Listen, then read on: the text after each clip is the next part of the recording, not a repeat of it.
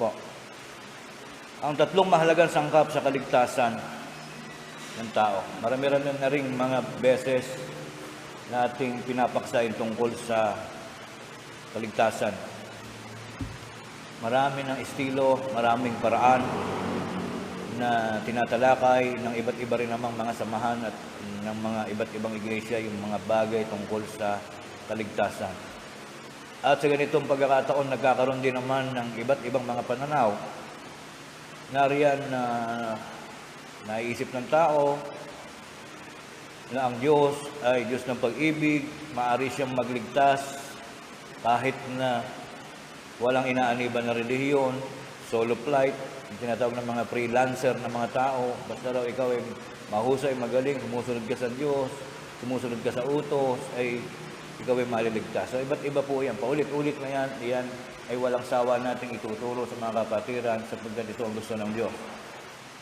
Sabi nga, there is mastery in the power of repetition.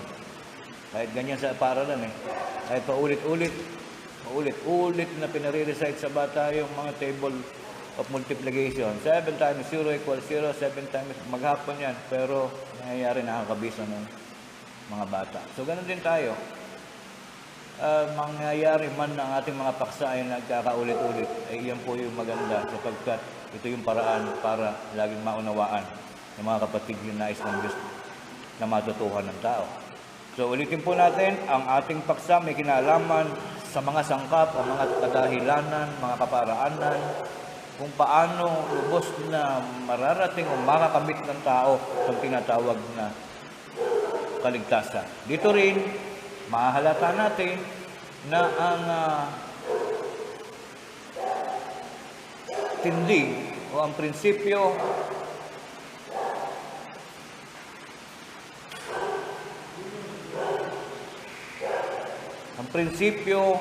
ng natititindigan ng Iglesia ng Diyos na buhay, Iglesia Jesus, ay gaya po ng madalas nating ituro, hindi po totoo na pagpasok ay ligtas na So ito, merong hawig, merong tinatawag na pagpapakita na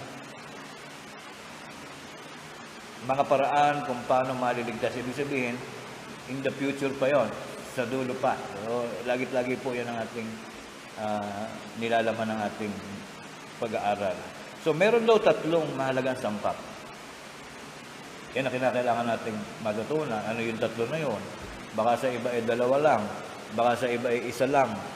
Subalit dito pala, sa loob ng banal na kasulatan, may tatlong mahalagang components, sangkap, ingredients, na kinakailangang matuklasan ng tao, mapanghawakan ng tao, makamit ng tao, upang kanya rin naman matupad yung kanyang pangarap na maligtas. So tayo po ay babasa ng mga talata ng banal na kasulatan bilang katugunan sa tanong, maaari bang maligtas ang tao sa ganung sarili na basta tumatawag lamang sa Diyos at nagsasabing kumikilala siya sa Diyos, kumikilala roon sa Diyos. Meron kasing ganun yung tinatamad sumali sa iglesia, walang tiwala sa pastor, walang tiwala sa mga mangaral sapagkat siya mataas ang pinag-aralan niya.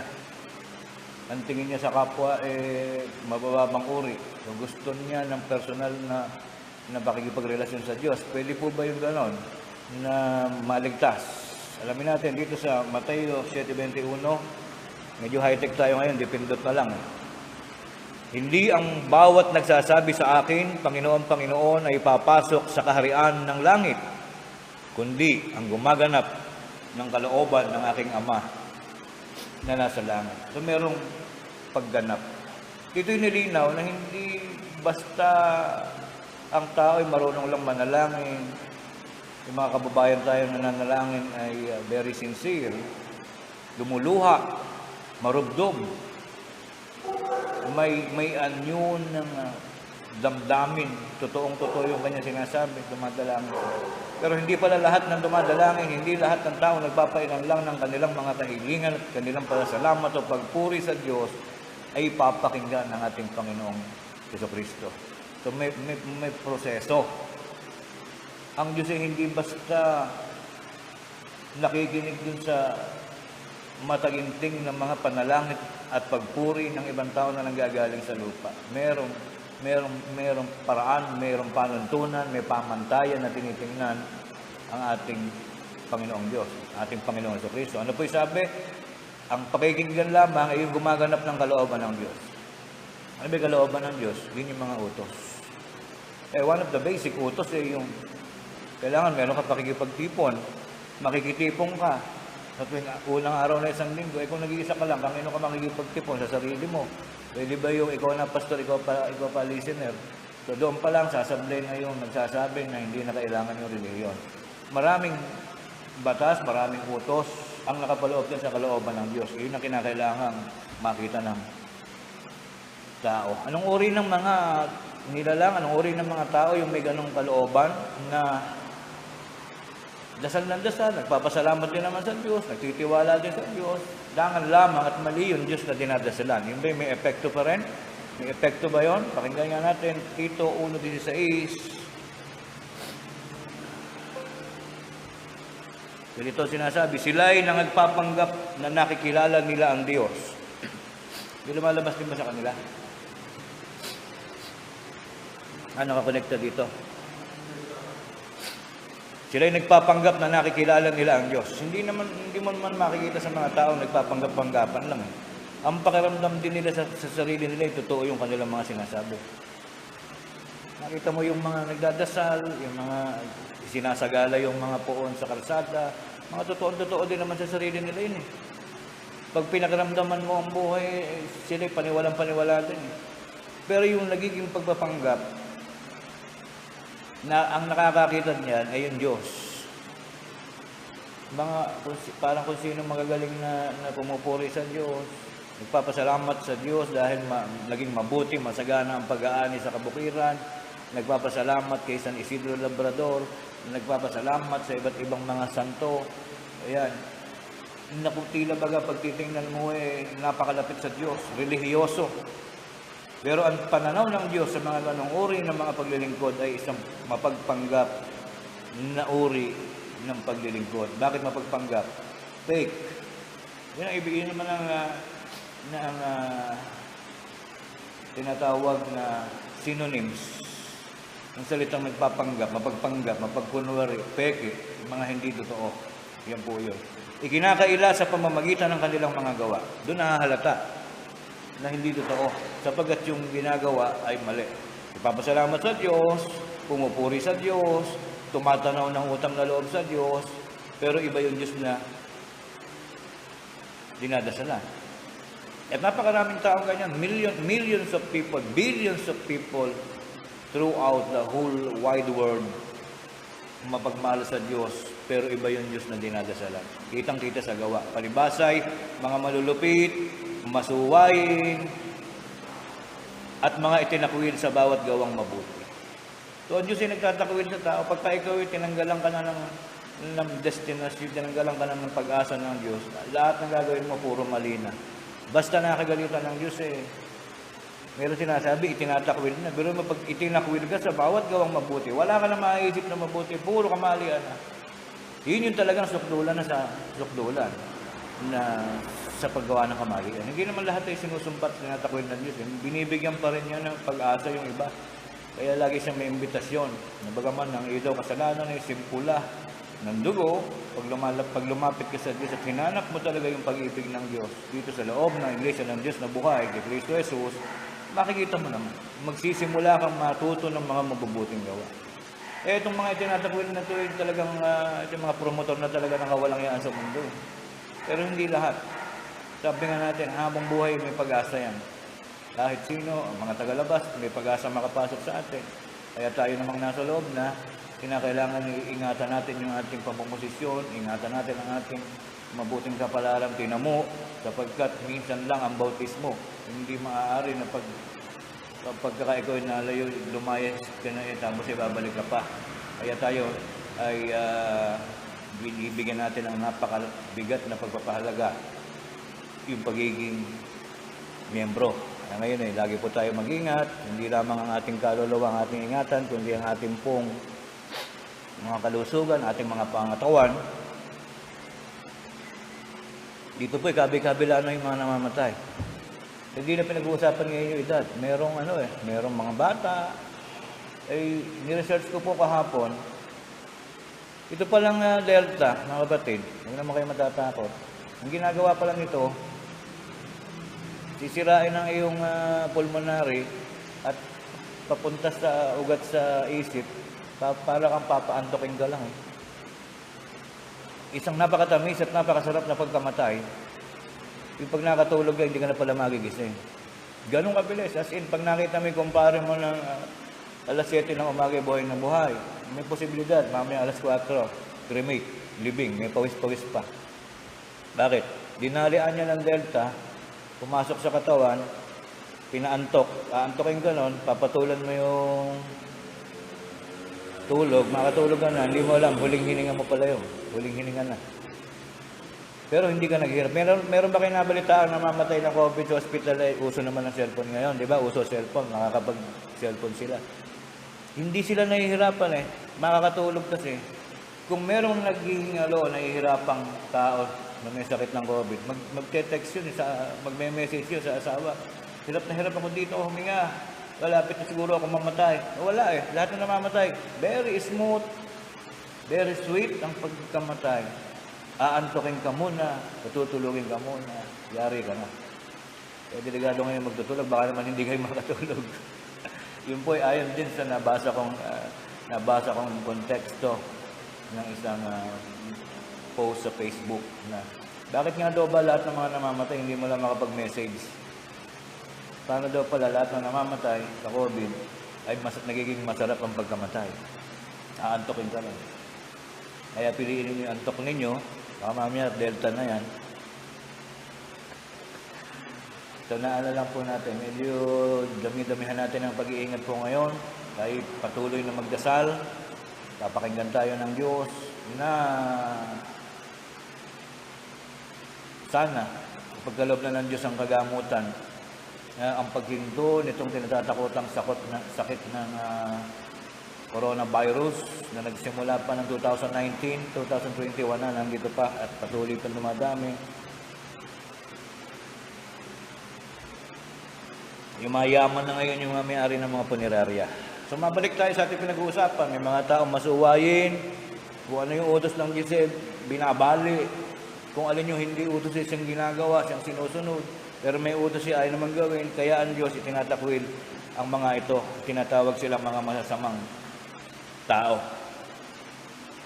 Ano po ang magiging resulta? Ano magiging kaduluhan?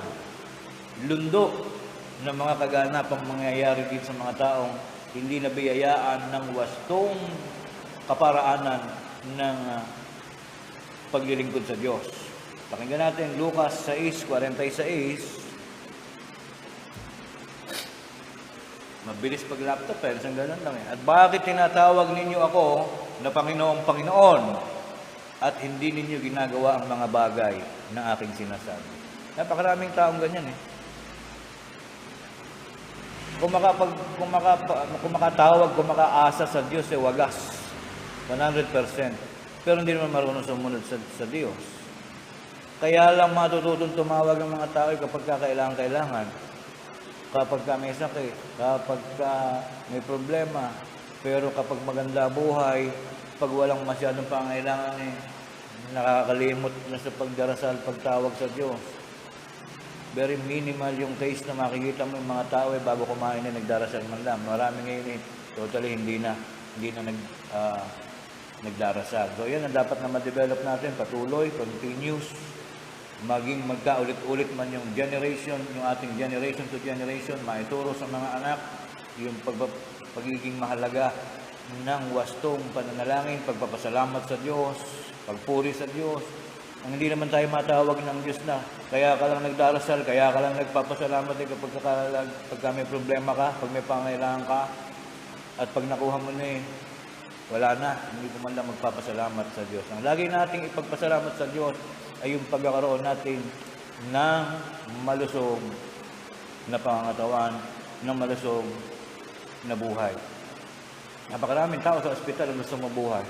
Tayo naman na buhay, baka mamaya nakakalimot tayo magpasalamat sa Diyos. Hindi nadadaan yan sa kayamanan. Hindi tinapay lang ang kinabubuhay ng tao. Hindi lang kayamanan. Hindi lang yan ang nagiging dahilan ng katuwaan ng tao. Yung makita mo lang sa umaga na ikaw is still moving, you can still afford to walk, to hear, to use yung different, yung different, tawag dito, senses. Sense of taste, sense of hearing, sense of smell, touch, your capacity to walk. Habang gumaga ngayon, salamat po Panginoong Diyos sa mga bagay na ito. Sabi nga ng kasabihan, nasa Diyos ang awa, nasa tao ang gawa. Bibigyan ka ng Diyos ng lakas, ng enerhiya, ng talas ng pag-iisip para yung pangarap mo, yung dinadalangin mo sa Diyos, ikaw din mismo gagawa. Gagabayan ka lang ng Diyos ng mabuting kalusugan at sariwang pag-iisip. Yan ang mga kadahilanan kung bakit tayo lagi nagpapasalamat sa Diyos. At yan din ang dahilan ng mga pagpapasalamat nating mga minamahal na kapatid ngayon. Brad Artemio Aure, na medyo madalang-dalang kong makita. Balita ko mayaman na yata. Si Brad Henaro, na laging makisig. Kamukha ni Bruce Lee. Nakita ko ngayon. Mga pagpapasalamat na talagang laging bahagi ng kaugalian na itinuro sa tao sa loob ng bahay ng Diyos. Yung matuto tayong magpasalamat. Maalala ko, Brad Rante, yung okay na po ba yung kasal na nakaset up dito rin sa September 4 din yun no? Yung sa Cavite. So alam na ba doon na hindi na ako yung darating since mas flexible at mas may access si Brad Rante. Ang pangalawang magandang lalaki sa Iglesia ng Diyos na Buhay. Siyempre, pangalawa ka lang, ako una. Swerte lang yan. Ikaw na muna yung mga siwa doon sa magpapakasal. Akala naman nila masarap na yung asawa. So, pakikumusta na lang po ako doon. Kung ano yung settlement, ano yung pag-aayos na inyong pag-usapan, ay gabayan nawa tayo ng Panginoong Diyos sa ating mabuting layo. May ilan nga yung ating mga kapatid, natutuwa ako pag mayroong mag-aasawa, magpapakasal, dahil nadodoble, times 2. Mag-aanak pa yan. Within 5 years, magiging 3 anak niyan. Kaya, maganda, lalong titibay at lalakas ang katawang iglesia. Natutuwa rin naman ako sa ibang mga napapangasawa ng mga kapatid natin. Pag tingnan mo, mas matibay pa sila kaysa doon sa kapatid Meron gano'n. Nung mga unang panahon, mayroong magpapakasal lang, tapos mawawala din. Pero ngayon, nakakatuwa. Mga matitibay, mahuhusay, yung mga napagpupulot nating mga bagong kapatiran, mahuhusay, magagaling, at matitibay, magsisampalataya. Sana po ay magpatuloy ang ating pangangalaga sa ating kanilang mga lokal. Medyo didilig-diligan natin, medyo gigising-gisingan natin. At yung ating mga coordinators ay makikitulong po tayo sa ating mga mangaral, sa pangangalaga ng bawat isa sa atin. Yung pong sinasabi ko na magkakaroon tayo ng GC o yung group chat ng mga sa bawat lokal para kayo po ay nakapagbabalitaan, nakapag-share ng mga mabubuting balita ng Diyos, mga anumang bagay na ibinabalita sa iglesia ay para ito'y paraan ng paglingap, pag-abot doon sa kalagayan ng mga kapatid. Kasi hanggang COVID time pa, hanggang pandemic, ay inaalala natin, baka tamarin yung mga kapatid So medyo sisipag-sipagan din po natin ang pag-alam, ang pakibalita sa ating mga kapatiran, especially yung mga sumasamba sa tahanan. Yung mga nasa abroad naman, mas tuwan-tuwa ngayon dahil lagi silang may access, lagi silang may paraan para laging makasamba. 2 times every Sunday ang access natin sa pagsamba, meron sa umaga, meron sa gabi. At nakakatuwa rin yung iba natin mga kapatid sa Batangas, nakasamba na sa chapel, nakita mo naka-view pa rin. May sumasamba sa mga kapilya, pero naka-view din sila, nanonood din sila ng ating mga paksa. Iyan ay mga palatandaan ng pagsigla ng mga kapatiran na masasabi natin sila yung nakapangahawak doon sa mga mabubuting sangkap o kaparaanan upang ang tao ay maligtas. Patuloy tayo sa ating pinag-aaralan. Ayon dito sa huling talata natin binasa, bakit tinatawag ninyo ako Panginoon, Panginoon? So nagagalit talaga yung Diyos sa mga mapagkunwaring tao. Susunod na tanong, bakit tiyak na walang karapatang maligtas ang ganitong uri ng mga tao? Wala na ba talagang karapatan ito maligtas pa? O ano yung mga provision? Sino yung taong pwede pang maligtas? Sino naman yung hindi na? Alamin nga po natin ang mas malalim pang mga pahayag mula sa banal na kasulatan, Kolosas 1:21, ganito ang lagay, ganito ang pahayag. At kayo ng nakaraang panahon ay nangahihiwalay at mga kaaway sa inyong pag-iisip, sa inyong mga gawang masasama. Meron talagang tinatawag na taong hiwalay sa Diyos Previously, hiwalay, and then dumating naman yung pagkakataong nakaunawa, meron ganon. Pero meron taong nasa labas na hiwalay, na habang buhay nang nahiwalay. Dalawang klase ang nasa labas Isang nasa labas na may pagkakataong makapasok sa loob sa bahay ng Diyos. Meron namang naiiwan sa labas. Iyong hiwalay na habang buhay ng hiwalay. Kaaway ng Diyos. Masamang mga tagapaglingkod. Ayaw bigyan ng puwang sa kanilang mga puso at sa kanilang mga kasaysayan yung sila'y matuto, makaunawa ng tamang paraan ng paglilingkod. Ang tawag diyan mga kaaway ng Diyos, mga hiwalay na tao. So sinasagot nito yung tanong na, lahat ba lang tayo maliligtas? Gaya na sinasabi ng iba, maliligtas tayong lahat. Iisa lang ang ating Diyos, ganyan ang sigaw ng mga tao. Pero dito sa talatang ito, mahalatan natin, hindi lahat ng tao ay kaibigan ng Diyos. Hindi lahat ng tao ay anak ng Diyos, kundi ang iba ay tinatawag ng mga taong nahihiwalay, kaaway ng Diyos. Doon pa lang sa pag-iisip, kaaway na. Ang Diyos na dapat pasalamatan ay nasa langit, ang pinasasalamatan ay kung saan-saan, magkahiwalay. Doon pa lang sa isip na hiwalay na, kaaway na. Kaya yan po yung kalagayan ng mga taong naliligaw ng landasin. Ayaw ng Diyos dyan sa mga kaaway na yan. Pakinggan natin. Kawikaan 1:28. Kung magkagayi, tatawag sila sa akin, ngunit hindi ako sasagot. Hahanapin nila akong masikap, ngunit hindi nila ako masusumpungan. Ang ating Panginoon, bagaman tinatawag nating Diyos ng pag-ibig, Diyos ng paglingap, Diyos ng pagsaklolo, Diyos ng pagtulong, Diyos ng pagpapatawad, lahat na ng positive, lahat na ng mabuting adjective ay gamitin mo na sa Diyos. Pero meron siyang karapatan na maging suplado. There are times na pag ginusto niya, huwag kang pansinin. Pag nagalit ang Diyos, pag nasora ang Diyos doon sa klase ng mga taong kanyang kinabubuisitan, sa kanyang pinagmumulan ng kanyang galit, ng kanyang tampo, gumaganti ang Diyos. Iba tayo mga tao lagi sinasabi, huwag kang gaganti. Hayaan mo na lang sa Diyos. Diyos ang bahala. Ipagpasa Diyos na lang natin. Tinuturuan kasi tayo sa GMRC, Good Manners and Right Conduct, Proper Etiquette in Life. Tinuturuan tayong bawal sa atin yung gumaganti. Di ba? Pag binalibag ka niya, pag binalibag ka ng bato, ang ibalibag mo naman ay tinapay. Ganyan ang mga turo sa atin. Tinuturuan tayo ng ating modernisasyon, ng ating sibilisasyon. Tinuturuan tayo maging mabuting tao. Huwag kang gaganti, bawal gumawa ng masama sa kapwa. Pero alam niyo ba, na ito'y kinakailangan ding maunawaan ng mga tao.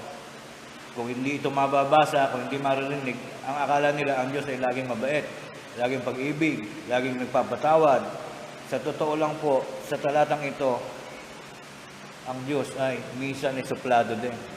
Kahit paano gawin mong tawag, maggumulong ka man, mag-umiyak ka man sa pananalangin at paghiling, may karapatan ng Diyos na huwag kang pakinggan. Bakit? Dahil nabubwisit sa iyo ang Diyos. Nung panahong nagtatawag, nung panahong ikaw ay kanyang inaakay, tinuturo sa iyo yung tamang pamimisaysay ng buhay, hindi nakikinig, hindi pinag-alaanan ng pansin nung panahong malakas. Ngayon naman ikaw naman ngayon na may kailangan sa Diyos, hindi ka pakikinggan ng Diyos. Huwag kang magtatampo sa Diyos sapagkat Diyos ang may gawa sa atin. May karapatan siyang magpasya ng kung ano man ang kanyang ipapasya. Gaya nga daw ng magpapalayok, di ba? Kung naging palayok ka, wala kang karapatan sisihin yung gumawa ng palayok mo, kung bakit ikaw ay bingaw, kung bakit ikaw ay perfecto, ganun. Kung ano ang sabihin ng Diyos, tanggapin natin. Kaya pag nagalit sa iyo Diyos, tanggapin mo yun. Pero habang buhay ka, habang may pagkakataon na malinawan ang ating mga kaparaanan, gayon ang ating mga kababayan, ating mga anak, mangyari nawa ng ating mga anak na kasalukuyan naglalakihan, kapag ka nagbinatay at nagsipag-asawa, huwag sanang mawala sa atin. Naway, patuloy pang magkaroon tayo ng mga kaparaanan upang maingatan kung ano yung sa atin. Sabi nga po natin, maingatan lang natin yung sa atin. In due time, in 50 years from now, isang napakalagong samahan, makapangyarihan sa pamamagitan ng kaligtasan. Ang hindi lang naman magandang kapangyarihan magyayabang ka na pati sa politika meron kapangyarihan. Hindi naman yan ang ibig natin sabihin. Meron tayong magandang destinasyon, may power tayo sa isa't isa, na maramdaman ng isa't isa yung kapangyarihan ng Diyos ay nasa sayo, na dahilan doon sa ginagawa mo para bang ramdam mo talaga na tayong lahat ay maliligtas. Yan ang ating mga pangarap, na hindi tayo basta-basta tinitingnan na lang na parang isang kakarampot na bagay na hindi maipagmamalaki. Mangyayari yan kung lahat po tayo ay makapag-iingat sa kung ano yung meron tayo. Kung may tsansa na makapag-recruit ng ibang tao, why not? Okay yun. Pero masama yung hindi ka na nakapag-recruit, natakasan ka pa. Hindi ka na nakapag-recruit, nabawasan ka pa. Yun ang masaklap. Kaya tayo ay pagbutihin natin ang pagluturo sa mga magulang. Everybody is a teacher. Hindi ministro lang ang magtuturo. Yung mga head of the family sa bawat sambahayan, yung nanay, tatay, may karapatan silang mag-share, magturo. Yung mga anak ay laging kinukumbinsi yan. Lalo yung mga anak-anak nating medyo napapalayo, nagdadalaga, nagbibinata, yan ang mga delikado Yan ang dapat nating hanapin. Ituwid, ihatid natin sa mga tamang kasangkapan, tamang sangkap na dapat makita ng tao para maligtas. Tuloy natin ating pag-aaral.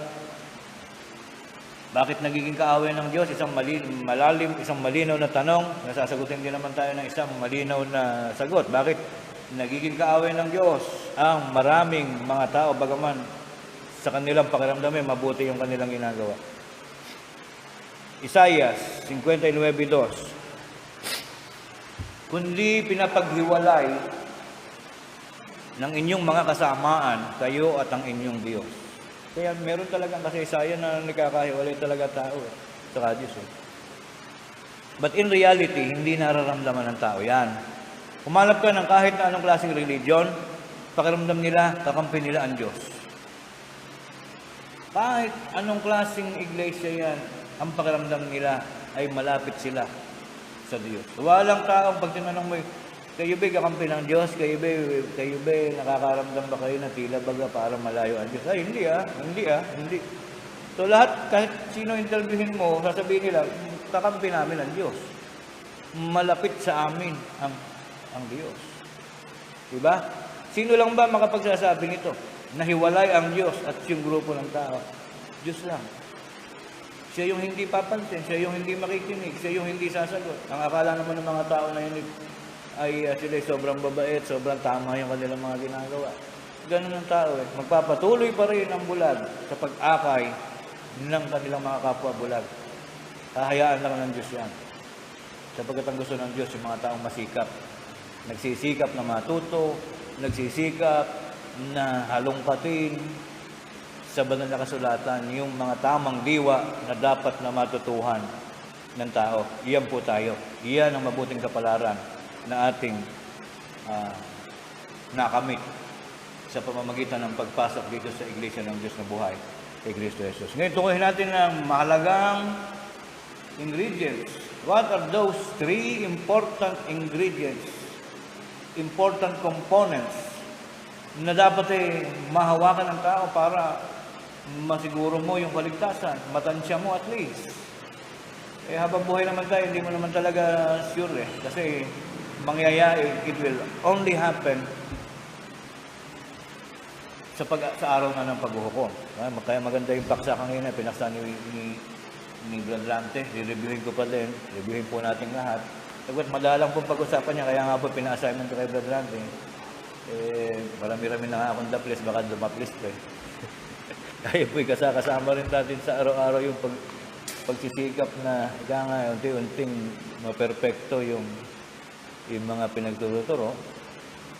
Kaya nagpapasalamat pa rin tayo. Nandiyan ating mga batikan, ang mga institusyon, ating mga mangaral na lalo pang makapagbibigay sa atin ng mga reminders.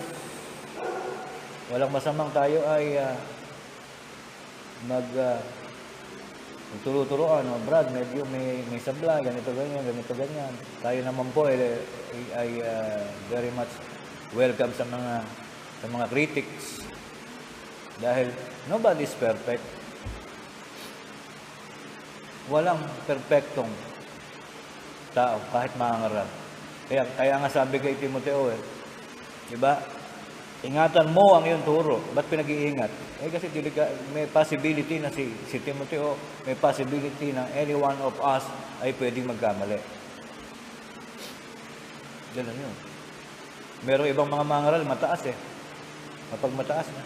Ministro ako ng Diyos, hindi ako magkakamali. Mali yun. Si Timoteo ako nga, pinag-iingat kung laging safe yun, ba't pag-iingatin pa, di ba?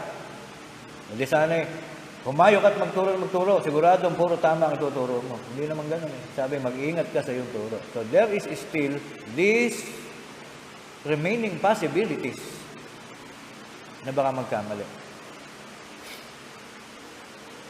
So, kaya tayo, aral-aral, review. Maganda po yung mga paksa kanina. Maganda rin yung paksa na ginawa ni Brad Ruben. Sana naman may mag-message na, Brad Ruben, maganda rin ginawa mo. Mami, may message kayo sa sarili ko.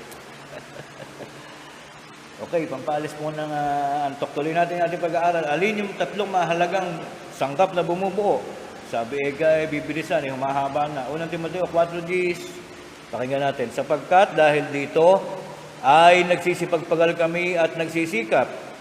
Sapagkat may pag-asa kami sa Diyos na buhay, na siyang tagapagligtas sa lahat ng mga tao, lalong-lalo na sa mga nagsisisampalataya. Unang-una, the most important of those basic components, unang-una dapat makita mo muna yung Diyos. Isa yan doon sa 3. Unang-una yung Panginoong Diyos. Nangangarap ka maligtas, ang Diyos mong sinasambahan Panginoong matigas, Panginoong larawan, Panginoong mali. Di ba? So, bago mo hanapin yung dalawa, unahin mo muna yung pinakamahalagang doon sa 3 bagay na yun. We cannot call that as a thing. Hindi siya bagay. Ano yung 3 sangkap na yun? Unang-una, dapat mong makita yung Diyos na buhay, sapagkat nandoon ang pag-asa sa Diyos na buhay. Kahit makuha mo yung remaining na 2, wala ka naman doon sa Diyos na buhay, bali wala. So ito pinaka-basic. Tama, maganda yung kapalaran ng mga tao na nasasama sa loob ng Iglesia ng Diyos na buhay, sapagkat nandito yung very clear, nandito yung Diyos na buhay. Yun ang unang-una, tantos. Very good. 95 ang grade. Pag sino sa inyo yung may Diyos na buhay? Ako po. 95 agad yun, meron ka na isa. Iyan ay Diyos na buhay na siyang tagapagligtas. Walang ibang magliligtas. Diyos na buhay. Siya ang magsasabi according sa kanyang basihan, according sa kanyang pamantayan, sino yung maliligtas. Merong kapatid sa iglesia, kapatid na yun hindi lahat ng nasa iglesia maliligtas. Merong hindi rin. Di ba? Tayo dilitisin ayon sa ating ginawa. nabautismohan ka nga, lingkod ka nga, kulang-kulang naman yung mga paggawa mo, paano ka maliligtas doon, di ba? Kaya meron din tayong evaluation, meron din tayong grade. Kinakailangan lagi mataas yung ating grade.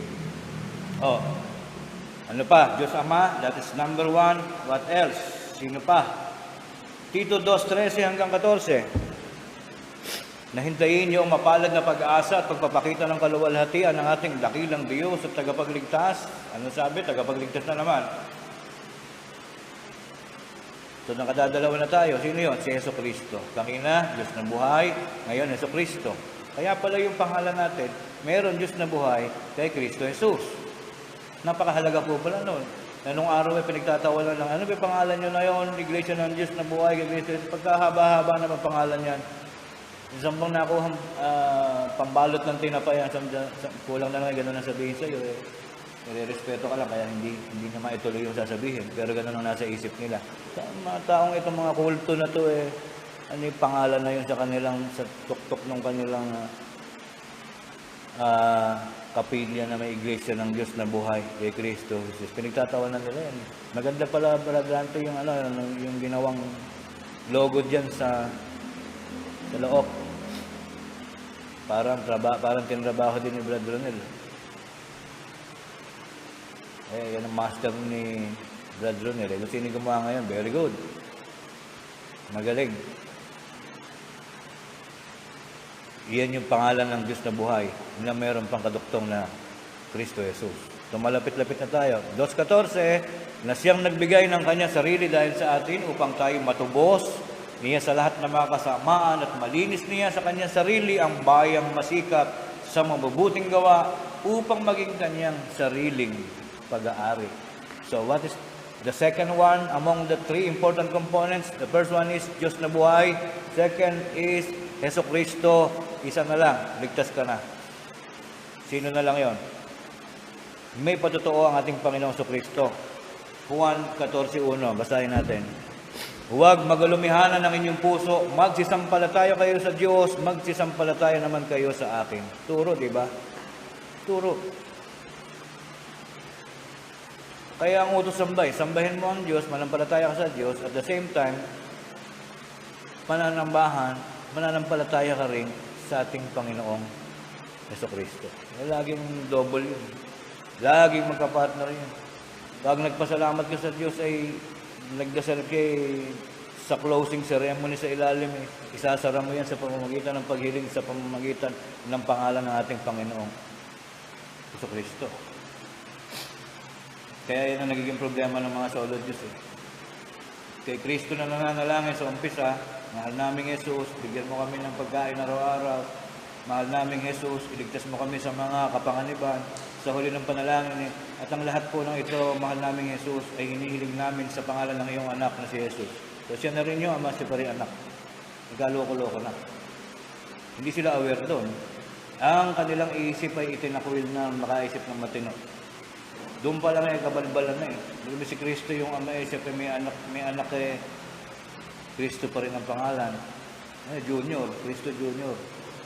Okay, wag daw magalumihanan. Talagang kinakailangan sa loob ng iglesia, ang mga tagapaglingkod ay sasampalataya o Diyos, pangalawa ay sa ating Panginoon sa Kristo. Ano pa yung mga patotoo? Alin yung huli? Doon sa 3. Malapit-lapit na tayo. Pakinggan natin, Juan 6:29. Sumagot si Jesus at sa kanila'y sinabi, ito ang gawa ng Diyos na inyong sampalatayanan yung kanyang sinugo. So, sampalatayanan ulit.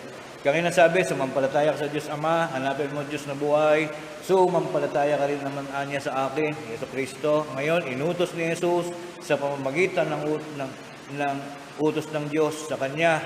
Ito ang ang gawa ng Diyos, inyong sampalatayanan yung kanyang mga sinugo. So, yung mga sinugo, mga mangaral, mga apostol, ang kanilang mga kasaysayang natala sa banal na kasulatan, yan ay ating sinasampalatayanan. Tayo naman yung mga gurong tagapagbalita, mga saksi dito sa huling panahon ang sumasaksi doon sa mga salita ng Diyos. Ang tunay na saksi yung Biblia.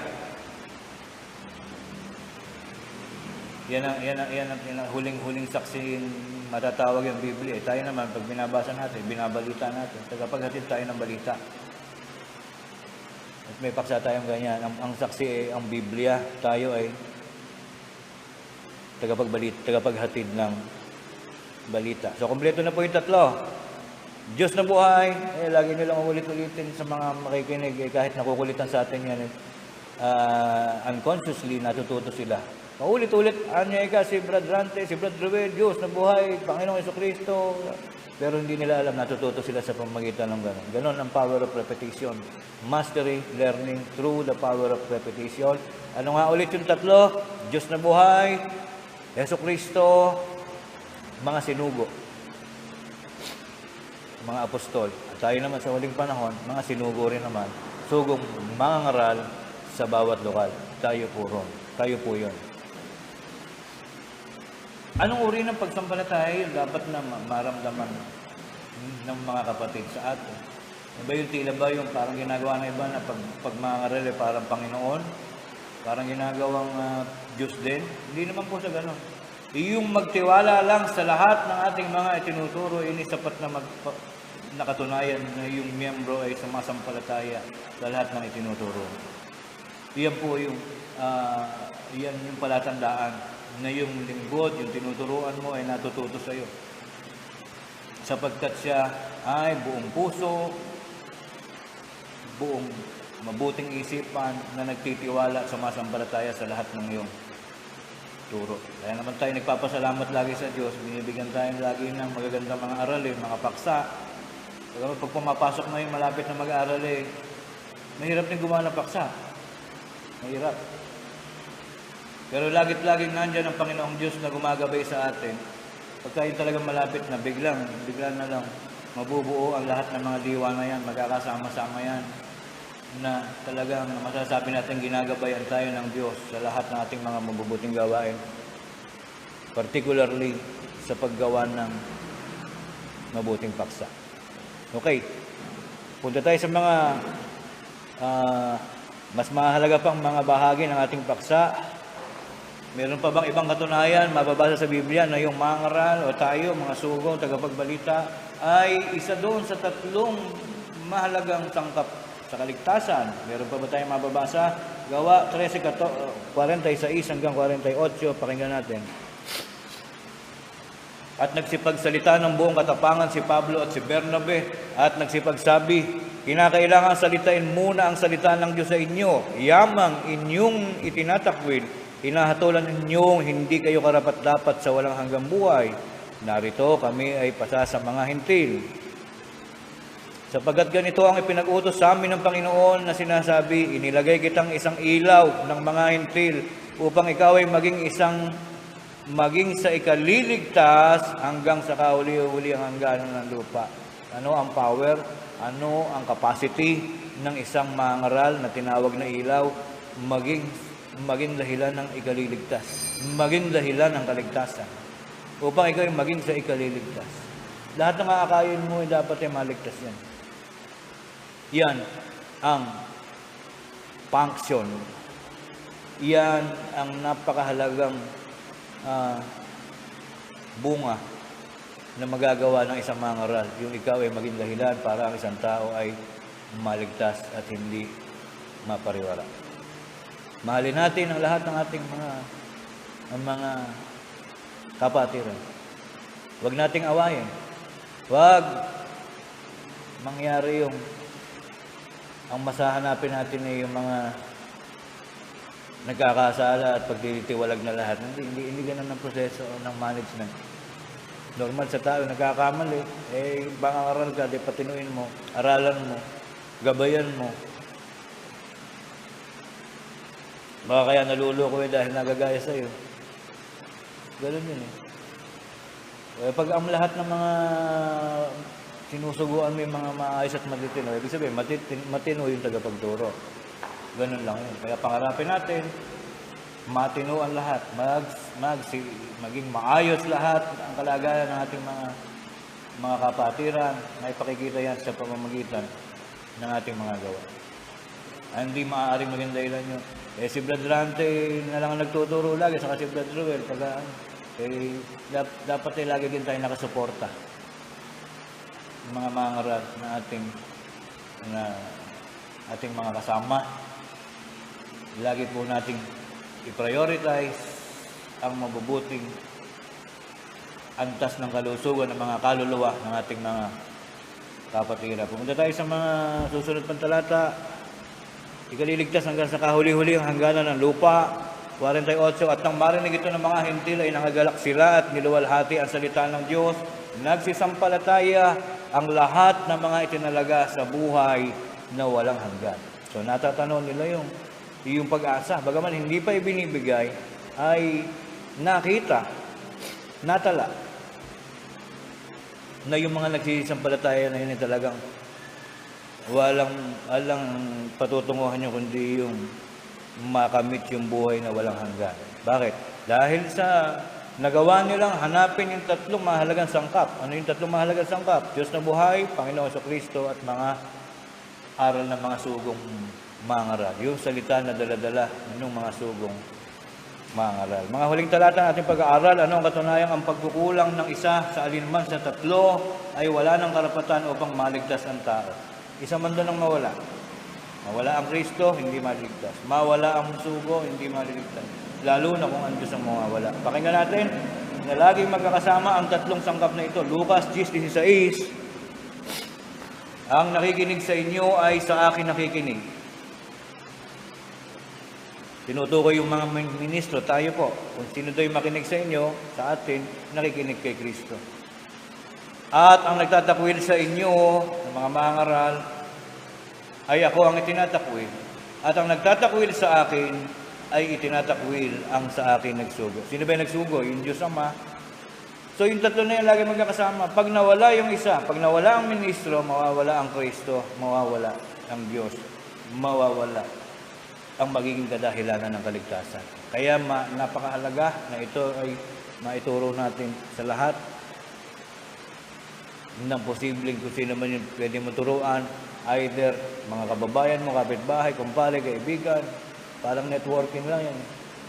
Pero lalo-lalo, unahin mo na yung kasambahay. Maingatan mo yung sarili mong sayo.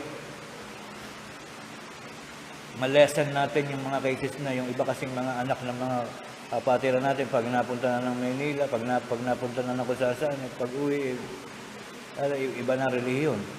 Mayroong mga ganon. Dapat yun ang malesen natin. Mawalis natin yung ganong mga kalagayan. Kung ano yung ating iniingatan, lagi nating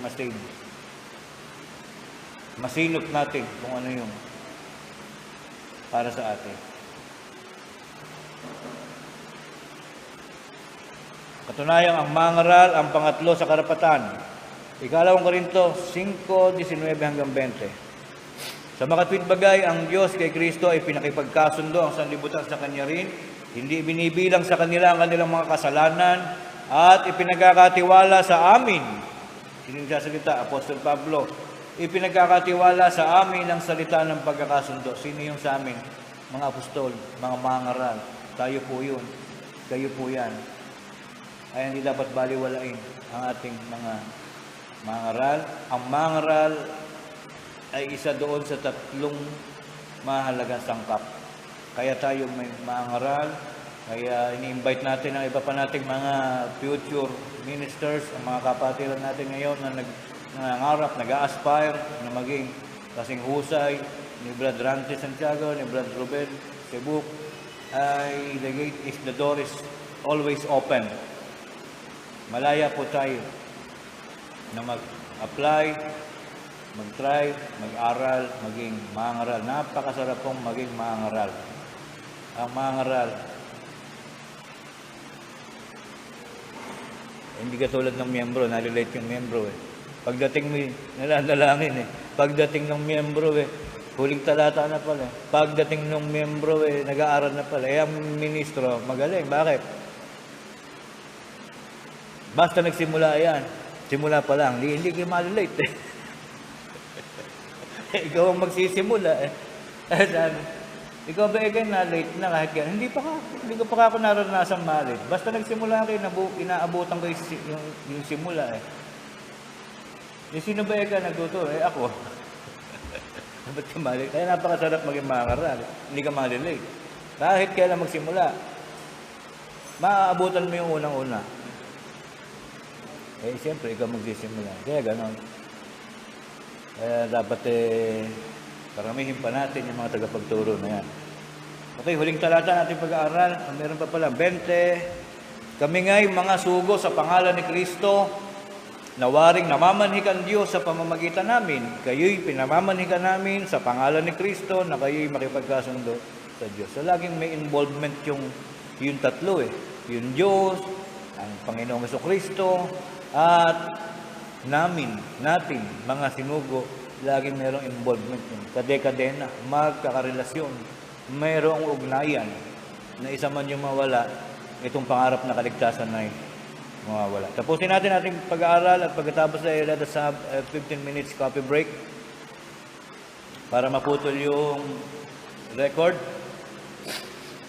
Send naman po tayo ng picture dyan. Para nakita ko parang medyo mahaba na buhok ni Brad Bok. Pagupit ka muna, Brad Bok. Kaya hindi ligtas ang walang mangaral. Roma 10:14. Paano nga silang magsisitawag doon sa hindi nila sinampalatayanan? Paano silang magsisisampalataya sa Kanya na hindi nila napakinggan? Paano silang makakikinig na walang tagapangaral? Dito'y inilalabas yung kahalagahan ng mangaral. Paano nga naman matututo kung walang tagapagturo? Paano sasampalataya kung wala namang naiturong dapat sampalatayanan? So, napakahalaga talaga ng mangaral. Ang pag-alam ng salita ng Diyos ay hindi madadali, hindi makukuha yan through self-study. Marami nang nagtangkang magbasa ng Biblia. And all of them have different results and arrive into having a different ideas. Kung 10 yung nagbasa, 10 idea yung napulot. Maraming naliligaw Kaya kinakailangan talaga sa mundong ito ng tunay ng tagapagturo. Sa pamamagitan ng mga mangaral na katulad po natin, katulad ng inyong mga mangaral, mga kapatid namin minamahal, pahalagahan natin, tulungan natin ang ating mga minamahal na mga mangaral na siyang magiging salbabida ng ating kaligtasan, kapiling ang ating Panginoong Jesucristo at ang Panginoong Diyos.